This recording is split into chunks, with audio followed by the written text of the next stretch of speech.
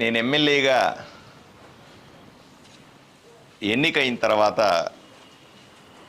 కూటమిలో కూర్చోవాలని, కూటమి సమావేశాన్ని ఏర్పాటు చేసుకోవాలని ప్రాంతీయంగా అనుకుంటా ఉన్న సందర్భంలో ఈరోజు కూర్చొని మంచి వాతావరణంలో సరదాగా మాట్లాడుకోవడం జరిగింది. ఎందుకంటే దీంట్లో ఎక్కువ టైం అంతా కూడా మేము ఎన్నికల ప్రచారంలో జరిగినటువంటి సరదా విషయాలనే ఎక్కువసేపు మాట్లాడుకున్నాం. రెండవ విషయానికి వస్తే, ఎమ్మెల్యే ఎన్నికైన తర్వాత ఈరోజు మీకు అందరికీ తెలుసు, నేను చాలా పలుసార్లు చెప్పాను, నేను మళ్ళీ చెప్తాను. ఇటు తెలుగుదేశం పార్టీ కార్యకర్తలు, జనసేన పార్టీ కార్యకర్తలు, భారతీయ జనతా పార్టీ కార్యకర్తలు, నాయకులు అందరి వల్ల ఈరోజు ఇక్కడ భారతీయ జనతా పార్టీ వైపు నుంచి నేను అభ్యర్థిగా అఖండ మెజారిటీతో గెలవడం జరిగింది. కూటమి అన్నది చాలా బలమైంది. కూటమి ఈరోజు ఆదోనిలో మాత్రమే కాదు, రాష్ట్ర వ్యాప్తంగా పెద్ద సక్సెస్. అనుకూలమైన వాతావరణం, ప్రజలకు ఏదైతే హామీలు ఇచ్చినామో, అభివృద్ధి చేసి చూపిస్తామని చెప్పినాము, ప్రజలకు సంక్షేమం ఇస్తామని చెప్పినాము, పెద్ద ఎత్తున సంక్షేమాన్ని పెంచి అని చెప్పినామో. అప్పుడు చెప్పేవాళ్ళు కూటమి ప్రభుత్వం వస్తే సంక్షేమమే ఉండదు, అసలు ఉన్న పథకాలను తీసేస్తారన్నారు. నిన్నేమేం జరిగిందో చూడండి. సంక్షేమాన్ని పెంచి చూపించినాం మేము, మాటలతో కాదు, చేతలతో మొదటి నెలలోనే చేసి చూపించినాం.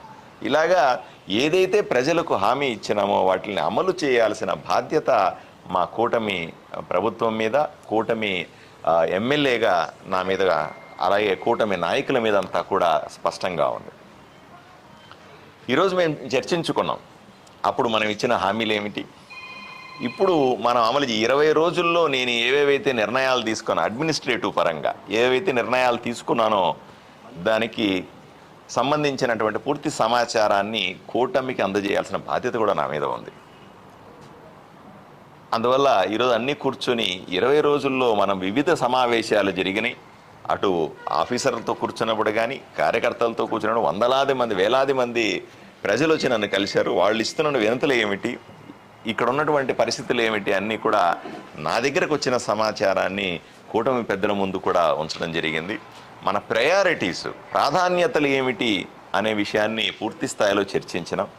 ఆదోనిని అభివృద్ధి చేసుకోవడంలో కానీ, ప్రజలని మనం ఏవైతే కన్నబిడ్డల్లాగా చూసుకుంటాం అనుకున్నామో దీనికి సంబంధించిన ప్రత్యేకమైన ఎజెండాని మనం పెట్టుకోవాలి. మన దగ్గర అందరి కుటుంబంలో, అందరి పార్టీల దగ్గరికి ప్రజలు వస్తూ ఉంటారు, అందరి ఇండ్ల దగ్గరికి వస్తారు, అందరికీ అర్జీలు ఇస్తారు, అందరికీ సమస్యలు చెప్పుకుంటారు. వాళ్ళ దగ్గర ఉన్న సమాచారం నాకు అందజేశారు, నా దగ్గర ఉన్న సమాచారాన్ని వాళ్ళకు కూడా చెప్పినాను. సో అందరూ ఒక బాధ్యత తీసుకొని బ్రహ్మాండంగా ముందుకు వెళ్ళాలనే ఒక ఆలోచన చేసుకున్నాం. రెండోది అతి ముఖ్యమైనది ఏంటంటే, ప్రజలు, మీడియా వీళ్ళందరికీ కూడా ఉత్సాహం కూడా ఉంటుంది. వీళ్ళేం కూర్చోవట్లేదు, వీళ్ళు కూర్చోవట్లేదు, మాట్లాడుకోవట్లేదు అనే భావన కూడా ఉంటుంది.